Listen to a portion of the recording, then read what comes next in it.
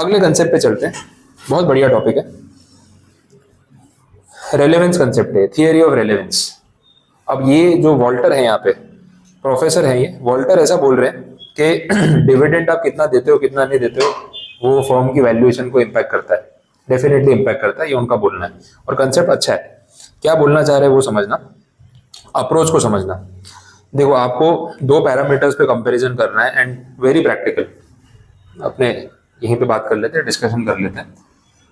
एक particular company जब आपसे कैपिटल के नाम पे पैसा रेज करती है तो वो कैपिटल को इन्वेस्ट करके ही वो प्रॉफिट जनरेट करती है, एक बहुत सिंपल सी बात है। इस प्रॉफिट में से फिर वो कंपनी हिस्सा करती है कि चलो कुछ पैसा इन इन्वेस्टर्स को रिटर्न के फॉर्म में दे देते हैं और कुछ पैसा हम अपने पास रिटेन कर लेते हैं। कल यही तो बात हो रही थी, सेम पॉइंट है, कुछ भी नया नहीं है अभी तक। लेकिन अब बात ये है कि ये जो डिवीजन होता है तो इस पर भी हमने कल बात की थी, एक होती है ग्रोथ कंपनी और एक होती है स्टेबल कंपनी।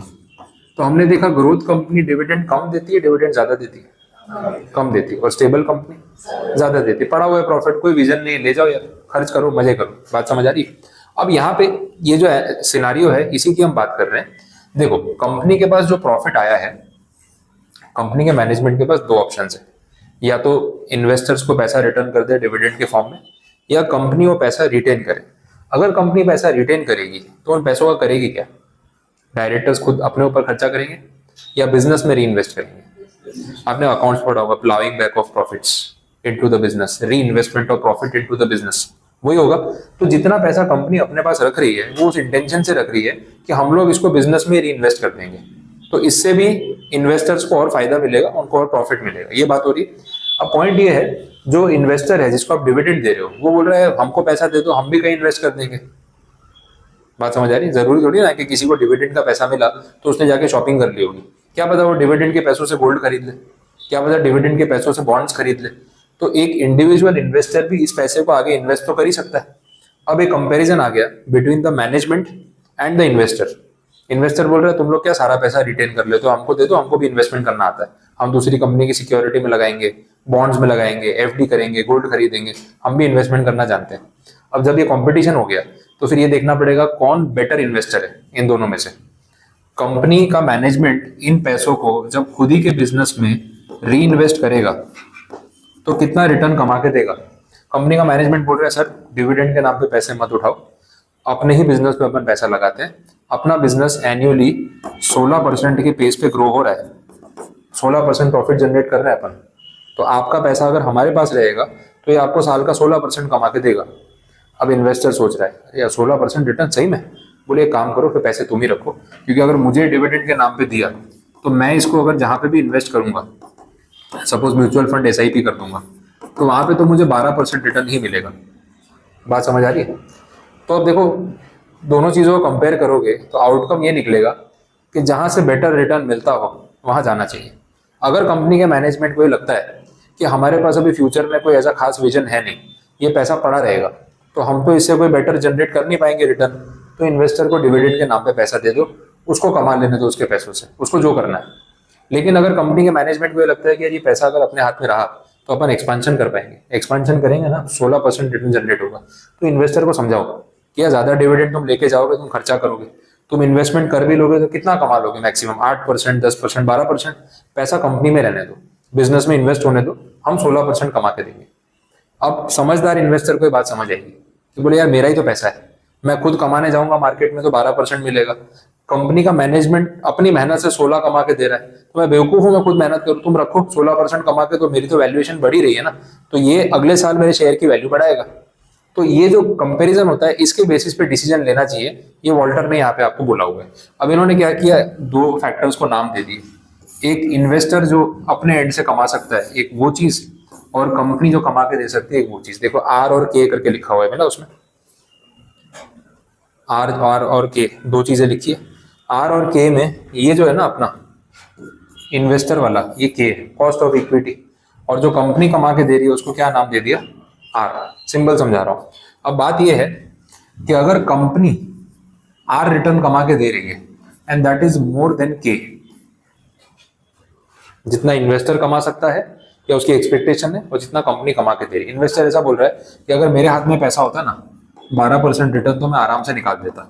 मैनेजमेंट बोला रुक जा, ये पैसे हमको दे, हम 16 कमा के देंगे। अब वो क्या बोलता है, तो इन्वेस्टर क्या बोलेगा, सर रखो सारे पैसे, हमें मत देना। बात समझ आ रही? तो ये सिनारियो जो है ना, ये है आपका ग्रोथ वाला सिनारियो। और इस सिनारियो में वॉल्टर ऐसा बोलता है कि डिविडेंड पे आउट जो होगा ना, डिविडेंड पे आउट वो होना चाहिए मिनिमम। 0 हो तो बेस्ट है, मिनिमम होना चाहिए। क्यों ऐसा? जो ज्यादा कमा सकता है वो पैसा हाथ में रखे, जो कम कमा सकता है वो मेहनत ना करे। बात समझे? तो इस सिनारियो में dividend pay out should be minimum. ये बात कल भी हुई थी एमएम के टाइम पे, कोई नई बात नहीं है, सिर्फ नोटेशंस को कंपेयर किया। दूसरा उल्टा सिनारियो है, कंपनी बोल रही है हमारे पास अभी कोई एक्सपेंशन प्लान नहीं है, आप हमें पैसा दोगे भी तो हम वही एफडी में रखेंगे 8% पर एनम, सेफ पैसा रखना पड़ेगा। इन्वेस्टर बोल रहे हैं हमें दे दो ना, हम तो एसआईपी में डालने वाले हैं सेम 12% पर एनम। क्या करें? डिविडेंड कम बांटे या ज्यादा बांटे? ज्यादा बांट दो, ठीक है। इस सिनारियो में डिविडेंड पे आउट जो है वो हायर साइड पे होना चाहिए या मैक्सिमम होना चाहिए। अच्छा, तीसरा सिनारियो, दोनों इक्वली कमा के दे सकते हैं, इनडिफरेंस पॉइंट, जैसा करना है करो। ज्यादा दे भी दोगे तो भी फर्क नहीं पड़ेगा, कम दोगे तो भी कोई फर्क नहीं पड़ेगा, क्योंकि पैसा आपके पास हो या मेरे पास, कमाई दोनों की एक ही होने वाली। इनडिफरेंस पॉइंट मतलब फर्क नहीं पड़ेगा। बात समझ आ रही? तो ये 3 सिनारियो यहाँ पे समझाए हुए हैं। देखो, growth form, declining form and normal form. ये सेकंड वाले को इन्होंने नाम दिया डिक्लाइनिंग फॉर्म, क्योंकि अगर आपकी कंपनी का मैनेजमेंट ही आपके जितना नहीं कमा सकता है तो आप ऐसी कंपनी में पैसे लगा के क्यों बैठे? फिर मैंने आपको क्यों पैसा दिया?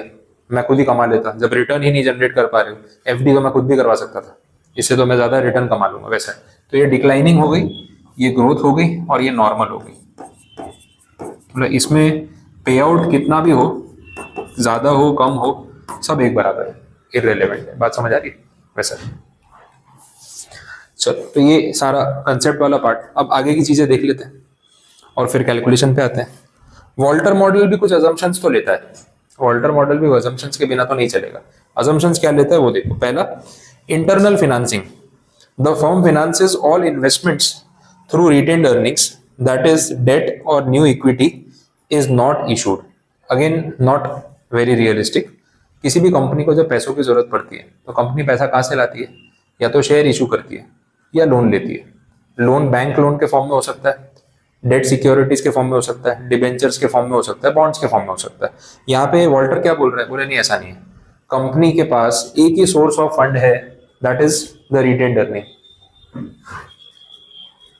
बस ये एक सोर्स ऑफ फंड है, इंटरनल फाइनेंसिंग। ये अजम्पशन है, रियलिटी में ऐसा नहीं होता, लेकिन यहाँ पे इसने अजम्पशन दिया वैसा। दूसरा point, constant return and cost of capital. Constant return and cost of capital मतलब ये जो रेट्स है ना, ये फिक्स है। आर विल बी फिक्स्ड, के विल बी फिक्स्ड, तो इसमें ज्यादा चेंजेस नहीं आएंगे, ऐसा बोला। ये भी रियल लाइफ में इतना होता नहीं है। 100% पे आउट और रिटेंशन। अब ये जो अपने कंपैरिजन नहीं कर रहे थे कितना बांटू और कितना रखूं, तो वॉल्टर ऐसा बोल रहा है या तो 100% दे दो या 100% रख लो, 50-50 नहीं हो सकता। अगेन ये भी प्रैक्टिकल नहीं है, कंपनी कुछ रिटेन करेगी कुछ पे आउट करेगी, हो सकता है। फोर्थ पॉइंट में, अर्निंग पर शेयर और डिविडेंड पर शेयर कांस्टेंट रहेगा। वैसे तो ये भी वेरी करता है, बट इन्होंने अजम्पशन ले लिया कि कांस्टेंट रहेगा वैसा। चलो ठीक है, अजम्पशन ही है तो कोई बात नहीं। इनफाइनाइट टाइम, कंपनी बहुत लॉन्ग टर्म तक चलेगी। चलो ये तो फिर भी थोड़ा सूटेबल है कि हम गोइंग कंसर्न मान के शुरू करते हैं कि हम कंपनी शुरू कर रहे हैं, 1-2 साल के लिए नहीं कर रहे, 10 साल चलेगी, ये वैसा पॉइंट है। That is the infinite time. बोलो यहाँ तक पता चला? ये अभी सब आपको कंसेप्ट और थियरी बताई। अब आएगा फॉर्मूला। फॉर्मूला मजा आएगा कि एग्जैक्टली क्या हो रहा है, गिनना कैसे। देखो, वॉल्टर हो, एमएम हो या गॉर्डन हो, सब लोग आज की शेयर की प्राइस गिनने में लगे हुए हैं। जो एमएम में हमने किया what will be P0, Walter भी तो वही बता रहा है व्हाट विल बी P0। उसमें हमने अप्रोच देखा था डिस्काउंटेड कैश फ्लो, फ्यूचर में जो डिविडेंड आने वाला है उसकी आज की वैल्यू, फ्यूचर में जो भाव मिलेगा उसकी आज की वैल्यू। ये एमएम ने बोला था, वॉल्टर भी कुछ ऐसे ही बोल रहा है, बट थोड़े बहुत टर्म्स उन्होंने चेंज कर दिए। अब चलते हैं उस फॉर्मूला पे और समझते हैं कि उनके फॉर्मूला का इंटेंशन क्या है। चलिए, Walter's formula.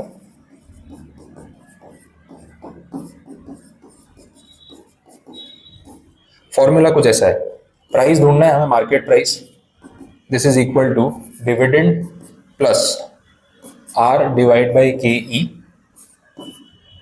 Into E minus D divide by K E. देखो ऐसे चक्कर वक्कर नहीं आने चाहिए, टेंशन मत लो, समझा रहा हूँ क्या होता है। बहुत ही सिंपल चीज़ है। अब जब मतलब बताऊंगा तो लगेगा हाँ तो बेसिक्स है, खुद ही बना लेंगे, ऐसा कोई रटने वाला काम नहीं है।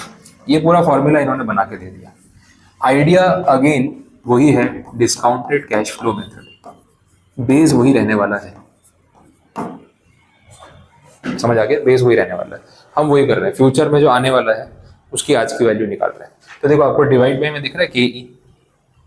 अब पीछे वाले में क्या था, 1 प्लस के ई। पता है 1 प्लस के ई और के ई में क्या फर्क है? पीछे वाले फॉर्मूला में हमने देखा था D1, वो एक ही साल की बात कर रहा था। तो जब हम एक साल से डिस्काउंटिंग करके वापस आना चाहते हैं तो डिवाइड बाई 1 प्लस आई करते हैं। तो इसलिए फॉर्मूला में क्या था, 1 प्लस के ई।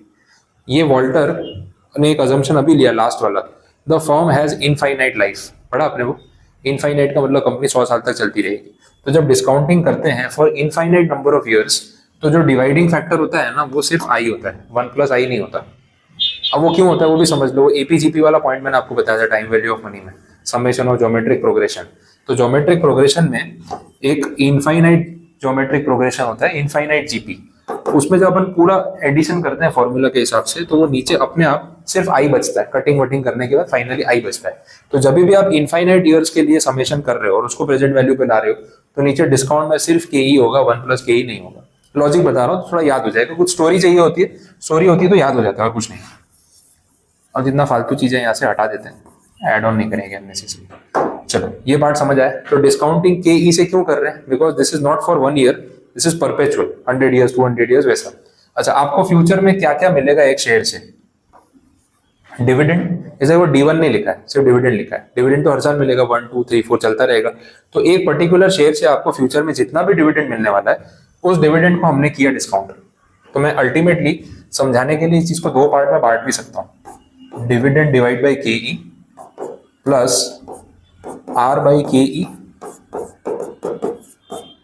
डिवाइड बाई के ई। यहां तक समझ आया? तो लाइफ टाइम में मिलने वाला डिविडेंड डिस्काउंट करके आज की वैल्यू पे ले आया। Now what is this? ये क्या है? ये जो पार्ट है ये है क्या?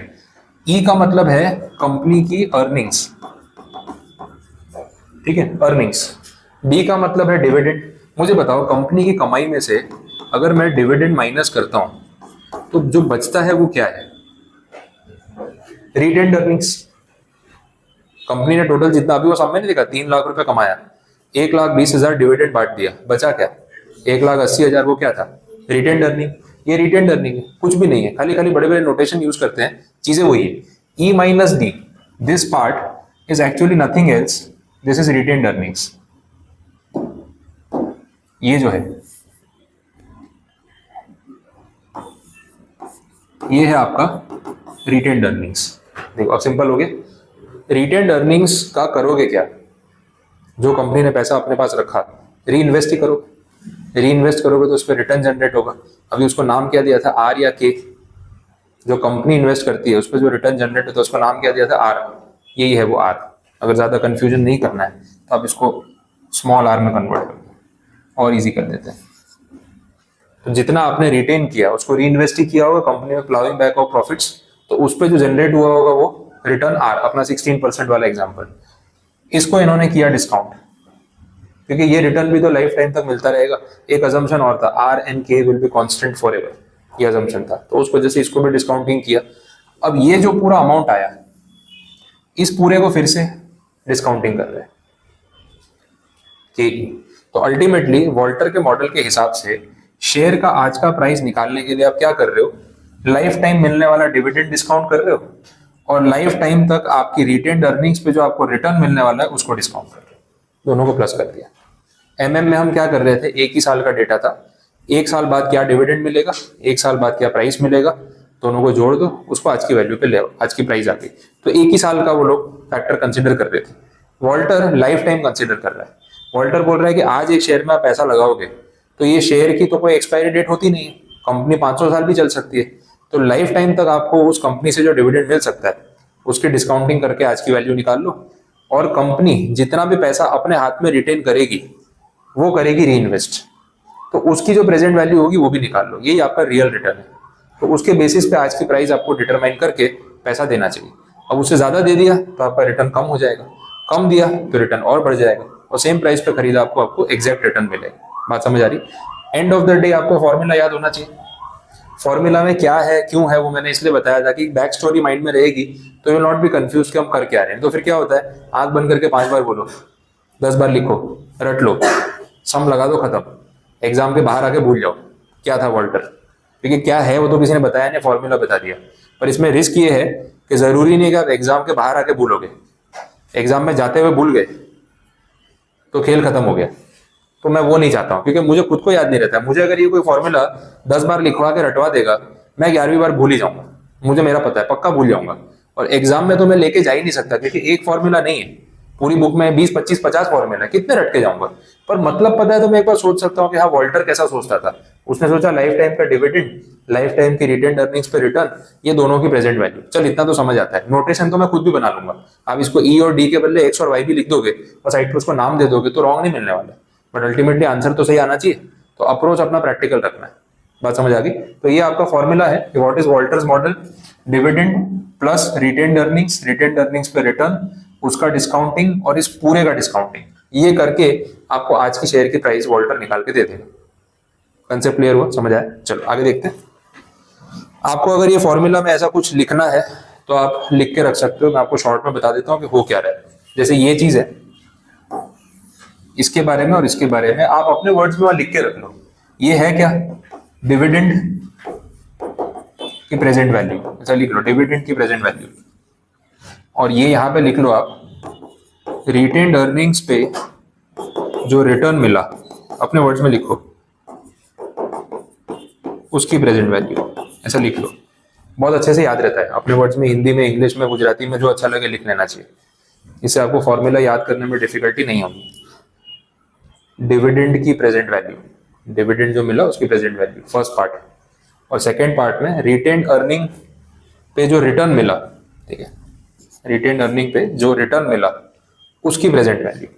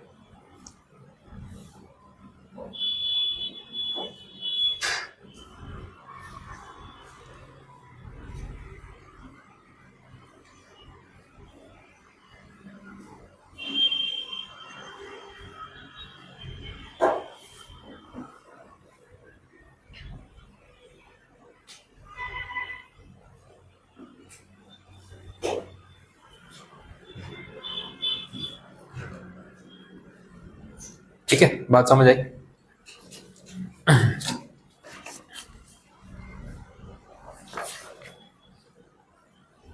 चलिए अभी समझ भी करेंगे तो मजा आएगा आपको, फॉर्मूला पे ग्रिप आ जाएगी। आगे देखें, क्रिटिसिज्म दे रखे हैं वॉल्टर के। क्रिटिसिज्म में बात कर ही रहा हूं मैं साथ साथ में, पर खाली थियरी रिलेट करा देता हूं। पहला अजम्पशन जो था कि हम सिर्फ रिटेन्ड अर्निंग से इंटरनल फाइनेंसिंग करते हैं, वो रियल लाइफ में नहीं होता। रियल लाइफ में तो हम बैंक लोन भी ले सकते हैं। तो ये एक अजम्पशन थोड़ा सा हाइपोथेटिकल है। Internal rate of return remains constant, बोला था आर कांस्टेंट रहता है, के कांस्टेंट रहता है, ऐसा थोड़ी रहता है। हर साल 16% ही कमाओगे इसकी गारंटी है क्या? 12, 11, 5, 2 कुछ भी हो सकता है, तो डिपेंड्स। तीसरा वही कॉस्ट ऑफ कैपिटल भी कांस्टेंट रहता है, ये भी जरूरी नहीं है। आज इक्विटी इन्वेस्टर 10% रिटर्न एक्सपेक्ट कर रहा है, अगले साल 12 करेगा तो, अगले साल 7 में मान जाएगा तो, सब वेरिएबल होता है, बट यहाँ ऐसा माना नहीं है। Formula does not consider all the factors, वो तो होगा ही ना ऑब्वियसली, सारे फैक्टर्स कंसिडर करेंगे तो फॉर्मूला कैसे बनेगा? देखो इस फॉर्मूला में उन्होंने सिर्फ रिटेन्ड अर्निंग्स पे और डिविडेंड पे फोकस किया। कुछ और चीजें हो सकती थी जो रियल लाइफ में अफेक्ट करती है, बट यहाँ पॉसिबल नहीं था। तो फॉर्मूला को थोड़ा ऑन पेपर बनाने के लिए उसको लिमिट तो करना ही पड़ेगा वैसे। चलिए अब इलस्ट्रेशन पे आते हैं। ये फॉर्मूला अगर आपको समझ में आया है या आपके एक बार रिलेट हुआ है तो इसका एप्लीकेशन करके देखते हैं। तो at the end of the illustration आपको ग्रिप आ जाएगी करना क्या है। और बार बार अगर एक ही फॉर्मूला पे सम सॉल्व हुआ है तो याद हो भी जाता है। इलस्ट्रेशन देखो पेज नंबर 23 पे, इसमें बोला है कंपनी की जो अर्निंग पर शेयर है वो है 16 रुपए। उसके बाद मार्केट रेट ऑफ डिस्काउंट या कैपिटलाइजेशन रेट जो है, जिसको हम बोलेंगे KE, discounting rate capitalization rate same ही होता है, इट इज 12.5%, मतलब इन्वेस्टर की एक्सपेक्टेशन।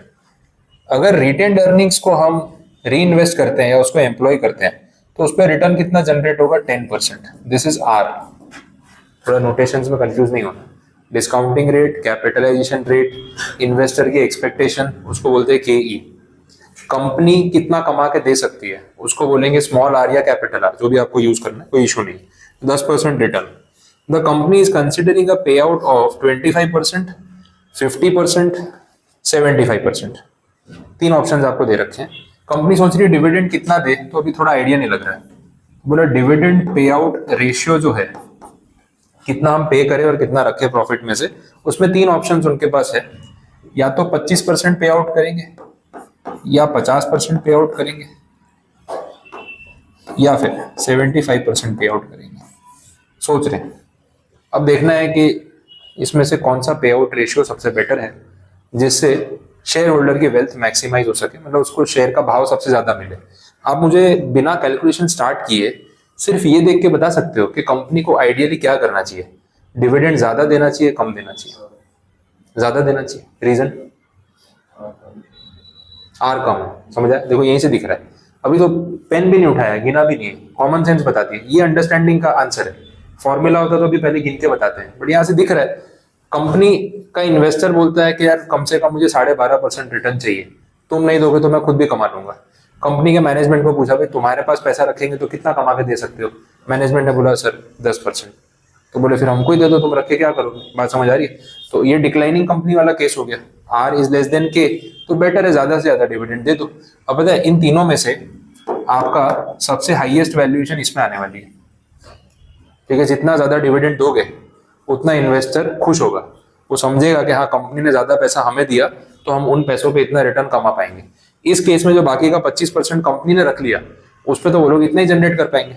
और अगर ये रेशियो उल्टा होता तो 75% पैसा कंपनी के हाथ में जिसपे इतना ही रिटर्न आएगा, और 25% पैसा आपके हाथ में जिसमें आप ज्यादा रिटर्न कमा पाओगे।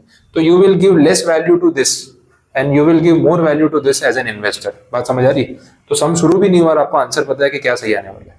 अच्छा, इसमें डिविडेंड पे आउट रेशियो अगर 100% होता तो और बेटर वैल्यू आती, क्योंकि इन्वेस्टर खुश, मैं पूरे पैसों पे इतना रिटर्न कमा पाऊंगा। बात समझ आ रही? अब इसके बेसिस पे कैलकुलेशन कैसे करें? ये तो चलो अपने को आंसर पता चल गया, लेकिन गिन के तो दिखाना पड़ेगा। हम प्राइसिंग कैलकुलेट करना चाहते हैं, जो अभी P वाला पार्ट था ना, वो ये कैलकुलेट करना है। और इसके रिगार्डिंग हमारे पास ये डेटा होना चाहिए। तो डेटा है हमारे पास सारा या कुछ कम है? डिविडेंड, R और K ही तो दिख रहा है, ये सब डेटा हम निकाल सकते हैं। इसके लिए कुछ अवेलेबल है। आपको एक EPS दे रखा है, दिख रहा है, अर्निंग पर शेयर। ये है कंपनी की कमाई पर शेयर, कंपनी कितना कमा के लाई है।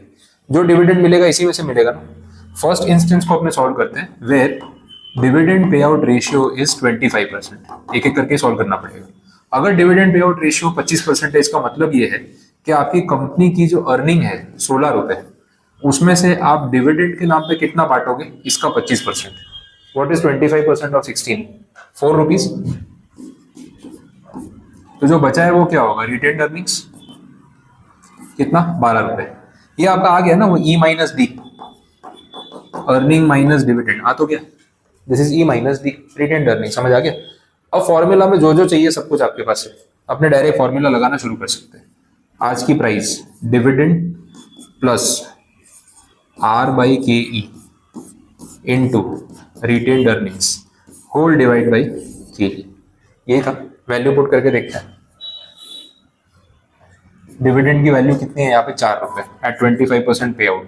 R is 10%, KE 12.5%, E minus D 12 rupees whole divided by 12.5%। अब गिनती भी समझ लो, ये परसेंटेज यहाँ कट हो सकता है क्योंकि दोनों परसेंटेज में ही है, तो दोनों पर 100 ही है, तो ये तो परसेंटेज आपस में कट जाएगा, इसमें प्रॉब्लम नहीं है। आगे जब इसको गिनोगे तो ये ऐसे दिखेगा, 4 प्लस 10/12.5 इंटू 12 और डिवाइड बाई 12.5%। यहाँ परसेंटेज रहेगा, ये पूरा गिन लो ना कितना आ रहा है ऊपर, न्यूमरेटर समझ आ रहा है, दोनों को मल्टीप्लाई करो, डिवाइड बाय 12.5 करो, कितना आ रहा है देखो, गिन के देखो, 9.6 plus 4 divide by 12.5 percentage, percent का साइन आप डायरेक्ट लगा दो, क्या आंसर आ जाएगा, कितनी वैल्यू आ रही है 108.8 आई, ये वैल्यू आई। ये है आपका शेयर का price, this is price of the share at this पे आउट रेशियो। फॉर्मूला का एग्जीक्यूशन पता चला, फॉर्मूला कैसे लगाना है, वैल्यूज कैसे लानी है। अब ये 25% डिविडेंड पे आउट रेशियो पे शेयर की वैल्यू 108 रुपए। अब अगर आप डिविडेंड पे आउट बढ़ाओगे तो शेयर की वैल्यू बढ़ेगी या कम होगी, सोच के बताओ। डिविडेंड पे आउट डबल कर दिया, 25 के बदले 50% पैसे दे दिए, बढ़ेगी बिकॉज ऑफ दिस, जो आपने बोला कि जितना ज्यादा डिविडेंड बांटोगे उतना फायदा है, क्योंकि रिटर्न कम है और के ही ज्यादा है।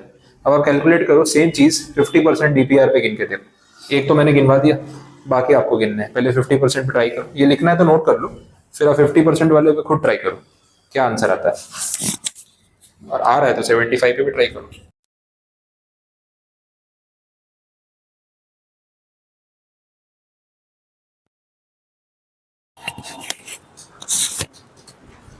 हाँ बोलो, सॉल्व किया आपने? तो 50% वाले में 115.2 ओके, और 75 वाले में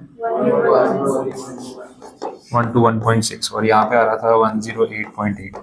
ट्रेंड देख के समझ में आ रही बात आपको? ये आपने पहले ही आंसर दे दिया था कि डिविडेंड पे आउट जितना ज्यादा होगा उतना वैल्यूएशन या प्राइस ज्यादा आएगी। इन्वेस्टर विल बी हैप्पी कि मुझे ज्यादा पैसे मिल रहे हैं, मैं इस पे रिटर्न ज्यादा कमा सकता हूँ, तो ऑब्वियसली वो आपको वैल्यूएशन ज्यादा देगा। अब बेस्ट वैल्यूएशन तो 100% पे आनी है, सब में पूछा नहीं उन्होंने, जबकि वॉल्टर ने तो बोला था मैं तो आर पार हूँ, या तो 0% या 100%, बीच में तो कुछ है ही नहीं, क्योंकि 0% पे यहाँ पे मिनिमम वैल्यूएशन आएगी और 100% पे मैक्सिमम वैल्यूएशन आएगी। तो अब आपको ये क्लियर हुआ होगा क्या कर रहे हो। तो फॉर्मूला में जो कुछ है वो क्या है, क्यों है, कहाँ से आ रहा है, ये आपके माइंड में क्लैरिटी आनी चाहिए। बोलो, कुछ पूछना है तो बताओ। क्लियर, अब समझ आए? चलो, तो वॉल्टर का फॉर्मूला अप्लाई करना आपने सीख लिया है, सम्स फिर अपन प्रैक्टिस करते रहेंगे। जो इसके बाद एक और इलस्ट्रेशन दिया है वो भी सिमिलर पैटर्न पे है, प्रैक्टिस के लिए ही रखा है और मॉड्यूल का एक क्वेश्चन है, तो एज इट इज सम है, आप कोशिश कर सकते हो, तो इसमें आपको मेरी जरूरत नहीं पड़ेगी। यहाँ तक आते आते अपना वॉल्टर मॉडल क्लियर है। अब नेक्स्ट जो बचा है वो गॉर्डन मॉडल है, और गॉर्डन का एक रिवाइज मॉडल है। तो ये मैं आज नहीं स्टार्ट करूंगा, मिक्सअप हो जाता है। एमएम वाला कल हमने देखा था, वो आज कंप्लीट किया, वॉल्टर वाला आज आपने कंप्लीट कर लिया। गॉर्डन के लिए कल एक दिन और रख लो, जल्दी करने जाएंगे फिर वो फॉर्मूला सारे मिक्सअप हो जाएंगे, मुझे करना नहीं।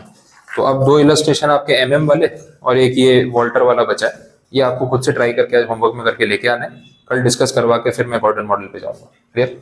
कुछ पूछना हो आज के लेक्चर में, यहाँ तक कुछ नहीं समझ आया तो बताओ। कंप्लीट है? क्लियर है? ठीक है, बस इतना रखते हैं, काफी है, कल फिर देखेंगे इसको आगे।